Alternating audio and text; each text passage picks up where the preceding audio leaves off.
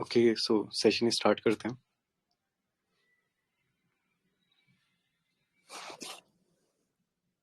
सी, जो हम constitutional development पढ़ने वाले हैं ना, वो थोड़ा सा हिस्ट्री से लिंक करके पढ़ेंगे, और पॉलिटी का भी जो सिग्निफिकेंस है वो यहीं पर है।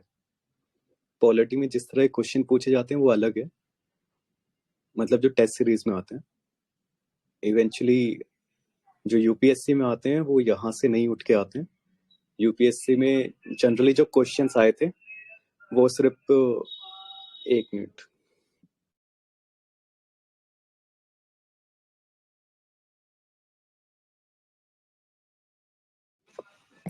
ओके, सो जो यूपीएससी में क्वेश्चन आते हैं वो जनरली कहाँ से आते हैं, या तो ये पूछ लेते हैं कि गवर्नर जनरल कौन था, इंडिया का गवर्नर जनरल कौन था, और सबसे पहले गवर्नर जनरल किसे बनाया गया था, ये वाला क्वेश्चन आया हुआ है। या फिर कहाँ से क्वेश्चन आते हैं, वो आते हैं आपके 1909 से।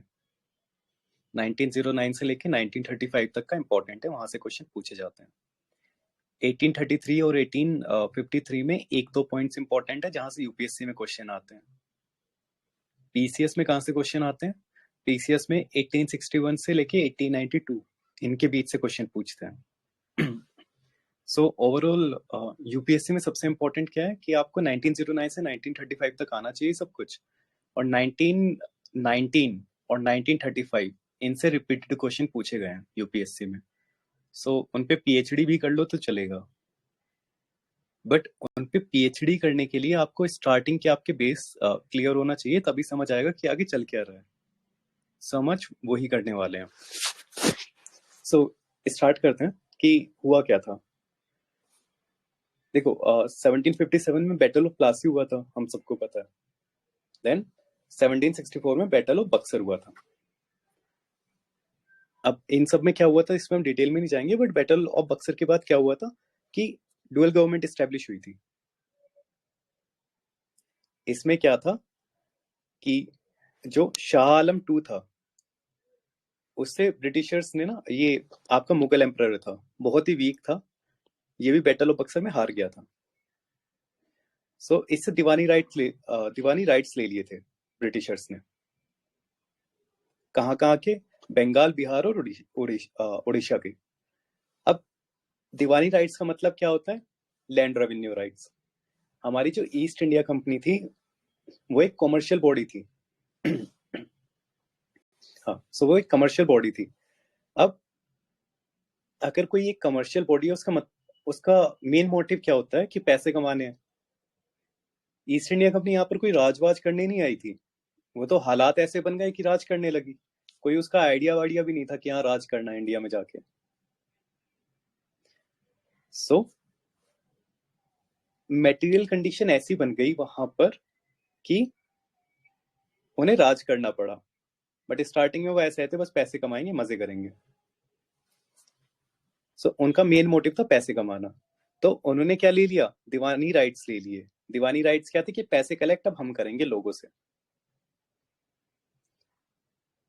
और जो निजामत राइट्स थे, निजामत राइट्स मतलब लॉ एंड ऑर्डर के, वो नवाब के पास ही दिए रखे कि हमें इसकी जरूरत नहीं है, ये तुम ही रख लो।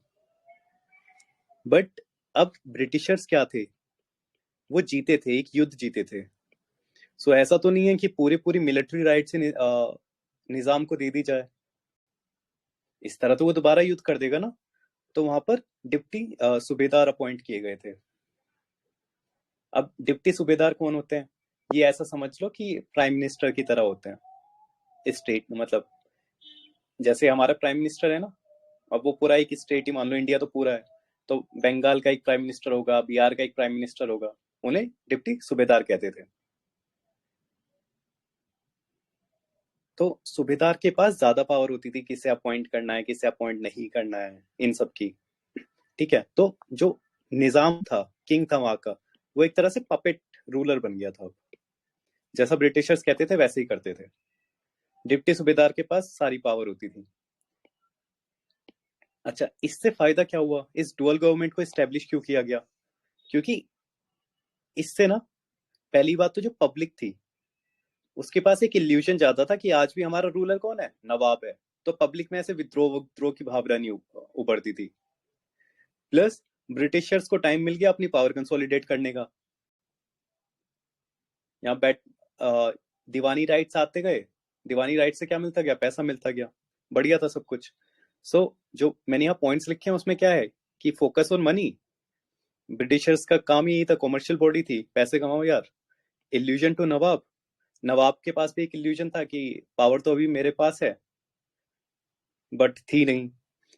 पब्लिक को भी एक क्या था, इल्यूजन में डाल रखा था। तो कोई भी डिसकंटेंटमेंट नहीं होता वहां पर कि हाँ कोई भी बुराई बुराई नहीं करता कि ठीक है नवाब ही अभी भी हमारी देखभाल कर रहा है। ओके, सो ये सारी चीजें वहां चल रही थी। अच्छा, डुअल गवर्नमेंट की वजह से हुआ क्या?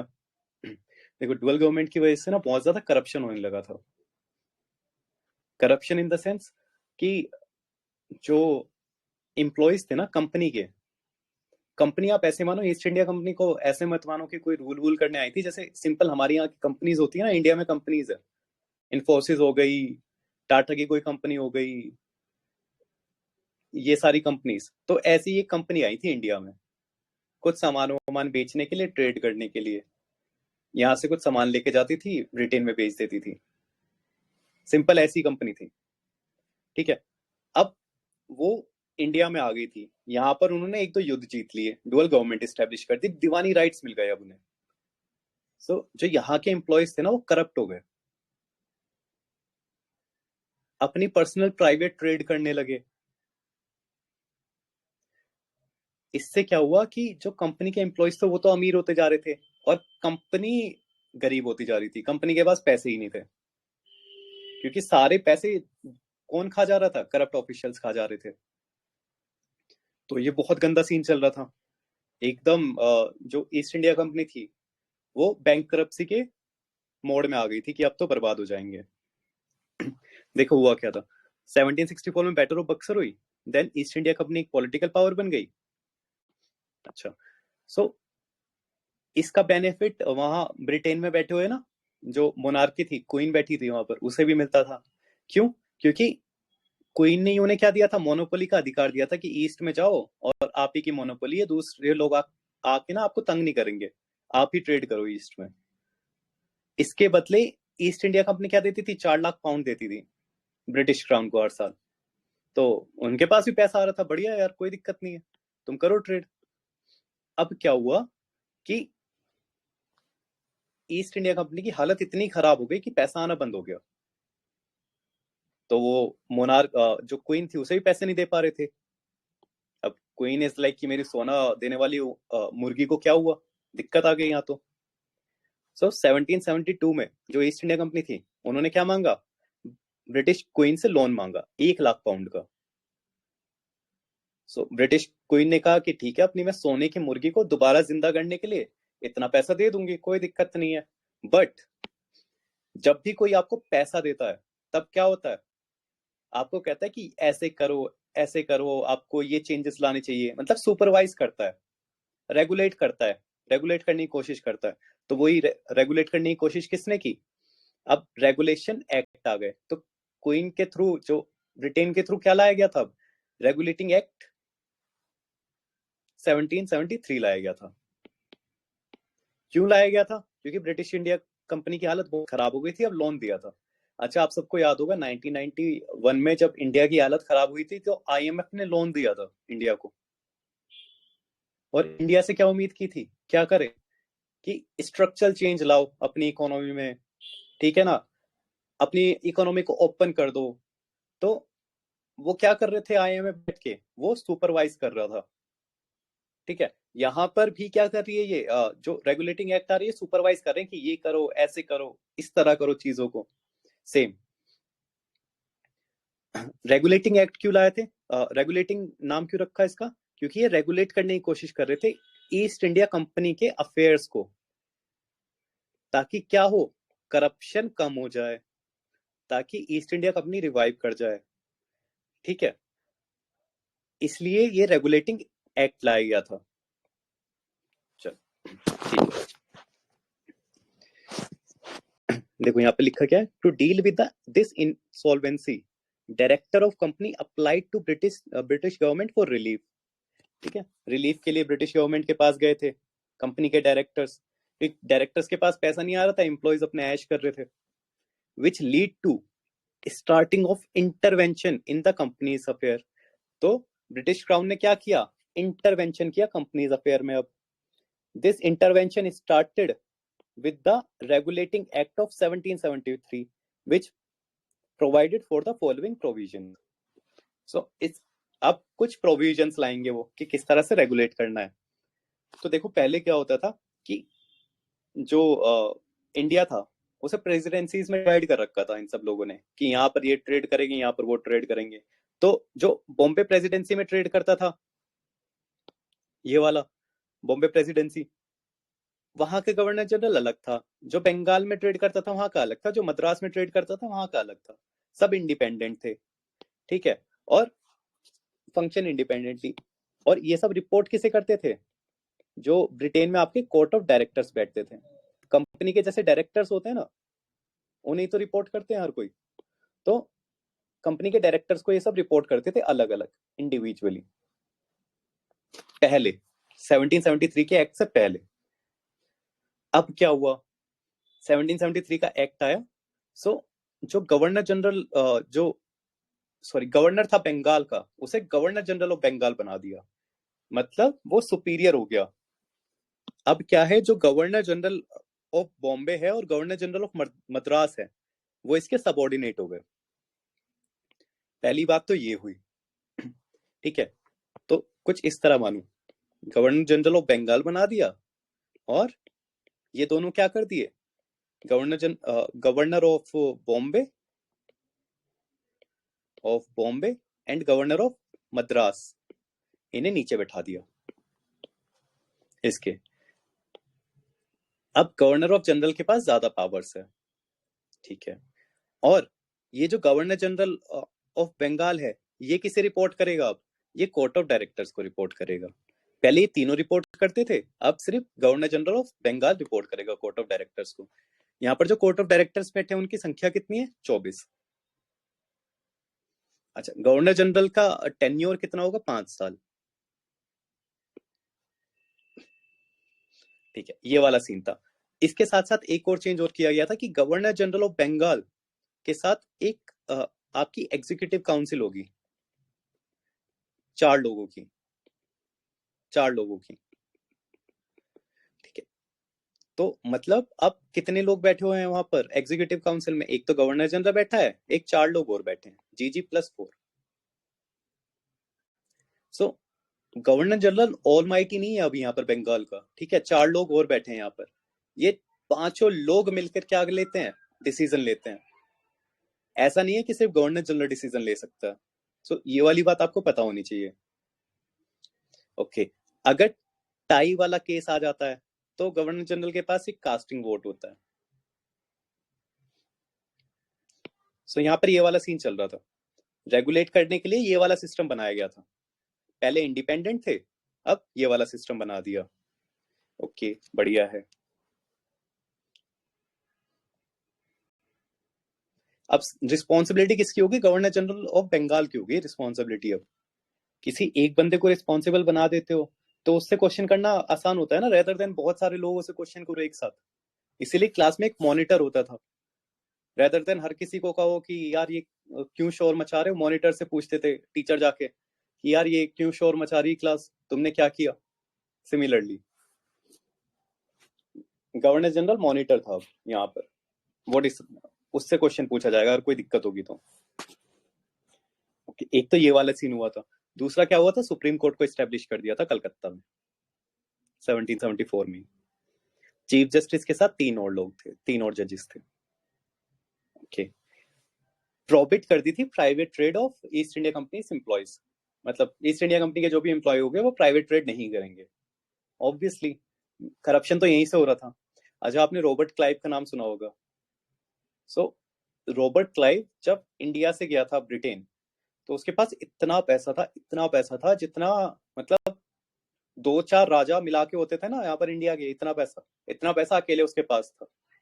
जब वो वहां गया ब्रिटेन में तो उसके खिलाफ करप्शन के चार्जेस चले थे। कि इतना पैसा तुम्हारे पास कैसा है, कंपनी तो इतनी गरीबी में है, तुमने इतना पैसा कमा रखा है। और उस बंदे ने, जो पार्लियामेंट था ब्रिटेन का, उसे मतलब घूस दे दी थी, इतना पैसा था बंदे के पास। उसने खरीद ही लिए थे वहां के एमपीज को, और अपना वहां ब्रिटेन जाके आराम से लग्जरी मेंशन वेंशन बनाया और उसमें रहता था। और वो सिर्फ एक एम्प्लॉय था। और कंपनी की हालत देख लो, कंपनी को लोन लेना पड़ रहा है, 1 लाख पाउंड का लोन लिया था। अच्छा, ये तो हो गया पूरा आपका हिस्ट्री वाला पार्ट। अब पॉलिटी में क्या क्वेश्चन पूछते हैं? पॉलिटी में आता है ये वाला, first step taken by British government to control and regulate the affairs of East India company in India. अच्छा, इसका क्या मतलब है कि regulate the affairs of East India company in India?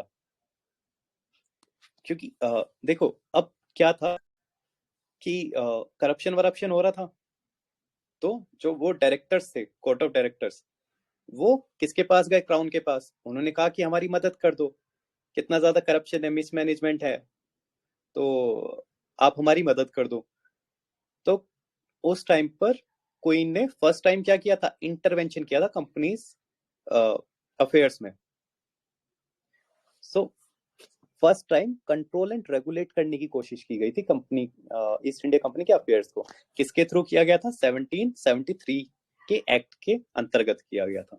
बस ये चीज आपको पता होनी चाहिए, ठीक है ना? वहां पर दे देंगे ये वाला स्टेटमेंट, दे देंगे ऊपर वाला, या ये पूछ लेंगे कि अंडर एक्ट ऑफ 1781 या फिर 1784, ये फर्स्ट स्टेप था ब्रिटिश गवर्नमेंट का to control and regulate the affairs of East India company in India, तो वो गलत होगा, ठीक है ना? ये 1773 के अंतर्गत आ रहा है। अगर आपको ये पता है तो आगे एक और चीज आती है यहाँ पर कि recognise for the first time political and administrative function of the company. अच्छा, ये मुझे समझने में बहुत दिक्कत होती थी, इसका क्या मतलब है कि फर्स्ट टाइम कैसे political and administrative function of company को रिकॉग्नाइज किया? कोई बताएगा मुझे इसका क्या मतलब है?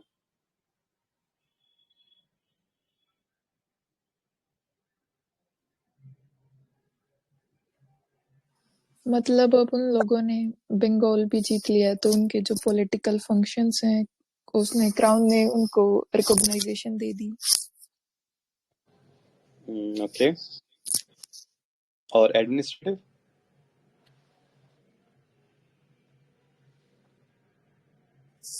ये नहीं पता।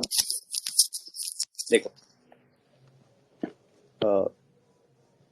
ये वाला ना, ये पॉलिटी के टेस्ट सीरीज में आपसे पूछा जाता है जब भी वहां पर आता है कि पॉलिटिकल एंड एडमिनिस्ट्रेटिव फंक्शन दे दिया, फिर कॉमर्शियल और पॉलिटिकल फंक्शन को अलग कर दिया। तो इन सब में अगर आपको मतलब नहीं पता होगा तो वो रटने वाली चीज होती है और वो याद नहीं रहती जिंदगी में कभी भी। अच्छा, तो क्या था अब? यहाँ क्या हुआ था बैटल ऑफ बक्सर के बाद? बैटल ऑफ बक्सर के बाद क्या किया हम लोगों ने? दीवानी राइट्स ले लिए और निजामत राइट्स आपके किसके पास रख दिया? आपके नवाब के पास रख दिया। बट जब रेगुलेटिंग एक्ट आया था आपका, रेगुलेटिंग एक्ट, या जो वॉरेन हास्टिंग था आपका, उसने ये डुअल सिस्टम क्या कर दिया था? खत्म कर दिया था। उसने पूरे बंगाल को अपने अंडर ही ले लिया था। पूरा बंगाल उसी के ब्रिटिशर्स नहीं, ईस्ट इंडिया कंपनी के अंदर था। सो ये सारी चीजें दिख रही थी कि हाँ। अब पहले क्या थी, मैंने क्या बताया? वो कॉमर्शियल बॉडी थी एक, ईस्ट इंडिया कंपनी एक कॉमर्शियल बॉडी थी जब स्टार्टिंग में आई थी, पैसा कमाना था उसे। वॉर हुआ, टेरिटरी जीत गई, ठीक है? बैटल ऑफ बक्सर 1764 के बाद टेरिटरी जीत गई। अब टेरिटरी अपने अंदर भी रख ली, बंगाल को पूरा पूरा अपने अंदर ही रख लिया, डुअल गवर्नमेंट खत्म ही कर दी। सो इसमें हमें क्या दिख रहा है कि अब सिर्फ जो बॉडी, जो आपकी ईस्ट इंडिया कंपनी है, वो सिर्फ कॉमर्शियल बॉडी नहीं रही है। अब वो क्या हो गई? एक पॉलिटिकल बॉडी भी बन गई है, क्योंकि टेरिटरी को गवर्न करने के लिए क्या चाहिए? हमें पॉलिटिकल पावर चाहिए, पॉलिटिक्स की नॉलेज होनी चाहिए अगर किसी भी टेरिटरी को गवर्न करना है। So for the first time इसी एक्ट के अंतर्गत ऑफिशियली रिकॉग्नाइज किया गया था कि हाँ अब ईस्ट इंडिया कंपनी क्या है, पॉलिटिकल कंपनी भी है। जो इंडिया थी वो जो इंडिपेंडेंट तो हो गई थी, अपना 47 में ही हो गई थी, बट प्रॉपर कॉन्स्टिट्यूशन जब बना उसके बाद उसे हमने रिपब्लिक कहा, उसके बाद हमने माना कि ठीक है यार अब सारी चीजें सेट हो गई है। मतलब कोई ना कोई एक्ट आता है, कोई ना कोई ऑफिशियली जब भी हमें रिकॉग्नाइज करना होता है ना किसी चीज को, तो वो किसी ना किसी एक्ट के थ्रू करते हैं। सो ये वही वाला एक्ट था कि हाँ बैटल ऑफ बक्सर के बाद पॉलिटिकल फंक्शंस तो आ गए थे कंपनी के पास, बट ऑफिशियली कब रिकॉग्नाइज किया गया, यहाँ पर किया गया फर्स्ट टाइम 1773 एक्ट के अंतर्गत। लिख दिया वहां पर उसे बस पेपर पे कि हाँ अब पॉलिटिकल फंक्शन भी है कंपनी के। अच्छा, अगर कोई भी टेरिटरी है उसे गवर्न करना है, सो उसके लिए एडमिनिस्ट्रेशन तो लगेगा ना। हम क्या बनना चाह रहे हैं, एडमिनिस्ट्रेटर्स बनना चाह रहे हैं। ठीक है, आईएएस क्या होता है, एक एडमिनिस्ट्रेटर ही तो होता है, एडमिनिस्टर करता है फंक्शंस को जो भी चल रहे होते हैं। सो अगर कोई भी टेरिटरी आपने एक्वायर की है, कोई भी पॉलिटिकल फंक्शन आपके पास आए हैं, तो एडमिनिस्ट्रेटिव फंक्शन तो आना ही चाहिए। कोई एडमिनिस्टर करने के लिए ही नहीं है अगर उसे, तो क्या फायदा। तो इसीलिए एडमिनिस्ट्रेटिव फंक्शन को भी रिकॉग्नाइज किया गया था कि ओके यहाँ पर एडमिनिस्ट्रेशन के लिए भी कुछ लोगों को बैठाना पड़ेगा जो कि सिर्फ ये देखे कि किस तरह से एडमिनिस्टर करना है इन सारी चीजों को। स्टेट में बहुत सारी चीजें होती है, मिलिट्री होती है, रेवेन्यू होता है, फाइनेंस होता है, और हजार तरह की चीजें होती है। आपको लैंड को भी देखना पड़ता है, एजुकेशन को भी देखना पड़ता है, वो सब एडमिनिस्ट्रेटिव फंक्शन में आते हैं।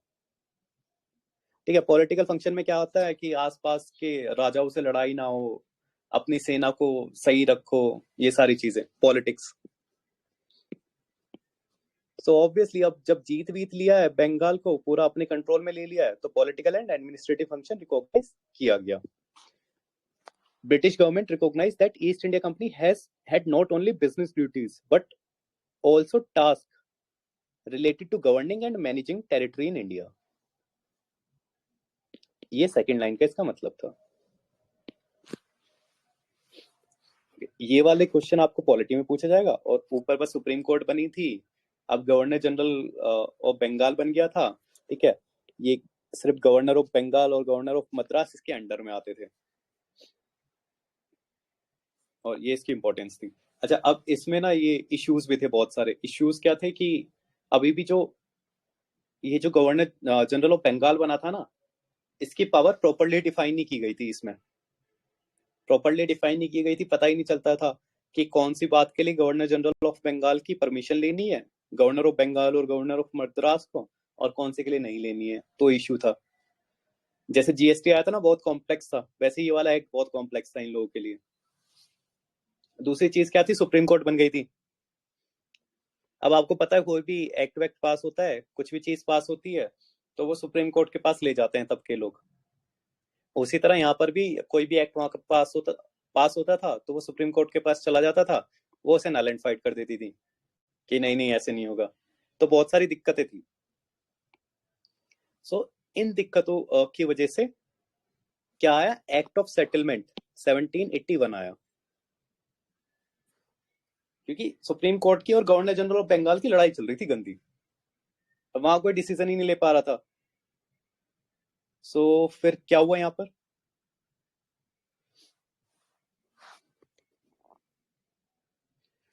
यार तुम लोग बता क्यों नहीं रहे थे कि स्क्रीन शेयर नहीं हो रही है। अच्छा, हो रही थी ना, हो रही थी।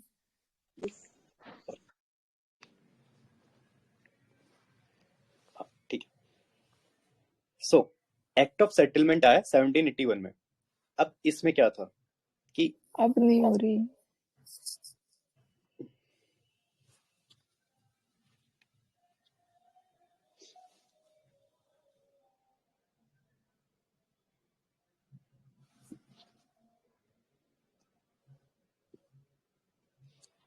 अच्छा, अब एक्ट ऑफ सेटलमेंट आया 1781 का। सो एक्ट ऑफ सेटलमेंट में क्या बात हुई कि जो सुप्रीम कोर्ट की और गवर्नर जनरल की वो लड़ाई चल रही थी ना, उसे सॉल्व करने के लिए आया था। इसमें क्या किया कि डिफाइन कर दी गवर्नर जनरल और सुप्रीम कोर्ट की पावर्स को। बिल्कुल इंपॉर्टेंट नहीं है, नहीं पूछा जाएगा, जस्ट एक क्रोनोलॉजी में चल रहे हैं तो ठीक है, जान लो। गवर्नर जनरल और सुप्रीम कोर्ट की पावर्स को डिफाइन कर दिया गया। अब क्या कह दिया गया सुप्रीम कोर्ट से कि जो भी रेवेन्यू के मैटर्स होंगे ना, प्लीज उसमें मत बोलना आप, गवर्नर जनरल का डिसीजन फाइनल है, यहाँ कोई बकवास नहीं चाहिए हमें। ये एक्ट ऑफ सेटलमेंट 1781 था। इसके बाद ही आता है पिट्स इंडिया एक्ट 1784। एक्चुअली में ये रेगुलेटिंग एक्ट ही है, रेगुलेटिंग इंडिया एक्ट 1784, बट इसे पिट्स इंडिया एक्ट क्यों कहा गया? क्योंकि पिट्स वहां का वो पीएम बना था नया नया, तो उसी के नाम पर डाल दिया Pitt's India Act 1784। William Pitt's PM बना था वहां का, ब्रिटेन का। ओके, सो अब पिट्स इंडिया एक्ट क्यों आया? अच्छा, एक चीज मैं बतानी भूल गया इसमें ऊपर। अच्छा, कि जो बैंकक्रप्सी हुई थी ना, उसके रीजन क्या क्या थे? बैंकक्रप्सी, एक तो बंगाल में फेमाइन आ गई थी आपकी 1769 में, एंग्लो मैसूर वॉर चल रहा था 1766 टू 1769, जिसका कोई भी कंक्लूजन नहीं निकला था, कोई बेनिफिट नहीं हुआ था, पैसे बहुत ज्यादा लग गए थे ईस्ट इंडिया कंपनी के, करप्ट एम्प्लॉयज थे, टी ट्रेड में नुकसान हो रहा था। तो ये 4 रीजंस थे, ये मेंस के लिए है जनरली। बट बंगाल फेमाइन की वजह से भी दिक्कत आ रही थी कि पैसा बन नहीं पा रहा था, और ईस्ट इंडिया कंपनी लोगों से बहुत ज्यादा पैसा ले रही थी, इसकी वजह से बहुत ज्यादा लोग मरे थे, 1/3 पॉपुलेशन खत्म हो गई थी फेमाइन में। बंगाल की इतनी गंदी हालत थी, सोचो लाखों लोग मर रहे हैं भूख की वजह से। एंग्लो मैसूर वॉर में कोई कंक्लूजन नहीं निकला था, यहाँ पर भी वॉर में पैसा लगता ही है। एम्प्लॉयज इतने अमीर होते जा रहे थे कि क्या ही कहने, सारे पैसे एम्प्लॉयज अपनी जेब में रख लेते थे, और टी ट्रेड में तो नुकसान हो ही रहा था। बैटल ऑफ बक्सर के बाद आई गेस 1 करोड़ रुपए मांगे गए थे उस टाइम पे। 1 करोड़ रुपए कितने होते थे पता नहीं, आज के टाइम पे हजारों करोड़ के बराबर होते होंगे। सो इतने पैसे वो क्लाइव उठा के ले गया था, कंपनी को कुछ नहीं दिया था, बिलियनियर बन गया था मतलब क्लाइव उस टाइम। ओके ठीक है, सो उसके बाद वही सारी चीज थी, रेगुलेटिंग एक्ट आया आपका इन्हीं सारी प्रैक्टिसेस को रोकने के लिए, कि कंपनी का थोड़ा मैनेजमेंट ठीक कर दे वगैरह वगैरह। Political and administrative function recognise कर लिया गया था कि हाँ यार, अब पॉलिटिकल फंक्शन भी है कंपनी का और एडमिनिस्ट्रेटिव फंक्शन भी है, कि एडमिनिस्टर भी करना पड़ेगा उसे जो जो टेरिटरीज वो जीत रही है। एक्ट ऑफ सेटलमेंट आया, गवर्नर जनरल और सुप्रीम कोर्ट की लड़ाई चल रही थी उसे रोकने के लिए। फिर आया पिट्स इंडिया एक्ट। पिट्स इंडिया एक्ट भी वही जो प्रॉब्लम्स चल रही थी ना, उसे ही रोकने के लिए आया था। अब पिट्स इंडिया एक्ट के थ्रू क्या करना चाह रही थी जो क्राउन था, पिट्स इंडिया एक्ट के थ्रू वो अपना control British east India company को बढ़ाना चाह रही थी। मतलब ब्रिटिश गवर्नमेंट अपना कंट्रोल बढ़ाना चाह रही थी ईस्ट इंडिया कंपनी के ऊपर। क्यों बढ़ाना चाह रही थी? पहली बात तो एक वहां पर कमेटी बनी ब्रिटिश पार्लियामेंट में, तो उसका क्या काम था ये देखना कि यार ये लड़ाई वड़ाई क्यों चल रही है सुप्रीम कोर्ट और गवर्नर जनरल काउंसिल के ऊपर, गवर्नर जनरल की और सुप्रीम कोर्ट की लड़ाई क्यों चल रही है, ये पहले तो डिसाइड करो, ठीक है ना। इसके लिए 1781 में फिर एक्ट आ गया था। दूसरा कॉज क्या था, वो कमेटी क्या इन्वेस्टिगेट कर रही थी कि ये एंग्लो मराठा वॉर क्या और क्यों हो रहा है, इसके कॉजेस क्या है और हम इसे जीत क्यों नहीं पा रहे। सो वहां पर एक कमेटी बनी थी, जिसके बाद जो ब्रिटिश गवर्नमेंट है उसने डिसाइड किया कि अपना ना जो कंट्रोल है ईस्ट इंडिया कंपनी के ऊपर वो और ज्यादा बढ़ाना चाहिए, अभी कम है। सो पिट्स इंडिया एक्ट आया था उसी की वजह से। इसने क्या किया, कॉमर्शियल अफेयर्स को कंपनी के और पॉलिटिकल अफेयर्स को कंपनी के अलग अलग कर दिया। पहले दोनों एक ही थे। कौन मैनेज कर रहा था कॉमर्शियल और पॉलिटिकल अफेयर्स ऑफ कंपनी को? ऊपर बैठे थे कोर्ट ऑफ डायरेक्टर्स, कंपनी के जो डायरेक्टर्स होते थे ना, दोनों अफेयर्स को वही देखते थे। बट पिट्स इंडिया एक्ट में क्या कहा कि जो कॉमर्शियल अफेयर्स है, मतलब पैसे वैसे जैसे कमाने हैं, जैसे ट्रेड करनी है, वो सब तो तुम देख लो भाई कोर्ट ऑफ डायरेक्टर्स, ठीक है।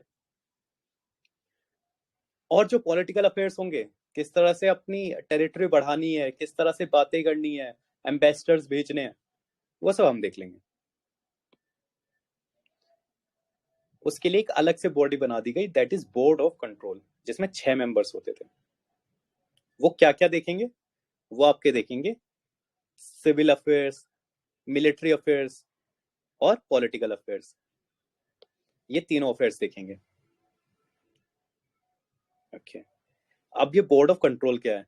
ये प्योरली एक गवर्नमेंट बॉडी है, हेडेड बाय सेक्रेटरी।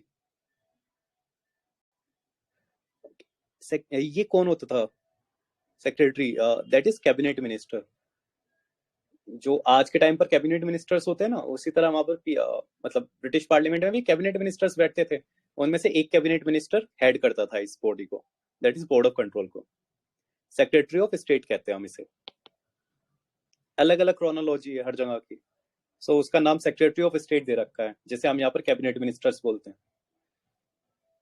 अच्छा, हेड करता था cabinet minister, that is secretary of state. 4 लोग होते थे प्राइमरी काउंसलर्स, जिसे नॉमिनेट करता था किंग, और एक एक्सचेंजर होता था, जो भी है। मतलब इसमें डिटेल में नहीं जाना, ये तो बस बताने के लिए कि कौन कौन था, ताकि एक बार दिमाग में रह जाए।